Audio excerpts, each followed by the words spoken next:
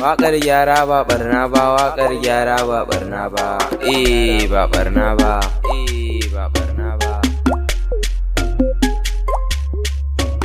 Siyasan mu na ta wata gunku, gyaggyara duka al'amuran ku daina biye wa son zuciyar ku, wai daga ku sai dai yayan ku ko kuma a ce sai dai yan uwan ku. Kun manta da duk tallakan ku, da fari kun yi mana alƙawari da kun ci ko sai ku koma garari. Yanzu ka duba jihar nan ta Zamfara, an kashe manya an kashe yara, amma ko manyan mu ko ba ku lura. Mu talakawa ba mu da dabara, kawai mu koma ga Allah mu lura. Shine in ka roƙa zai amsa, shine ba kowa a saman sa, shine bai da wani na biyun sa. Ya Allah amshi bukatun mu, kawar da duk wasu azzaluman mu, duk mai son ya cutar da kasar mu, kawar da shi mu babu ruwan mu. Shugabanni ni addu'a zan muku, ya Allah shi zai shirye ku. Ku tuna talaka nauyi ne fa kan ku, kuma in kun je zai tambaye ku akan dukkan shugabancin ku. Ya Allah ka sa dai su gyara, amin ka sa dai su gyara.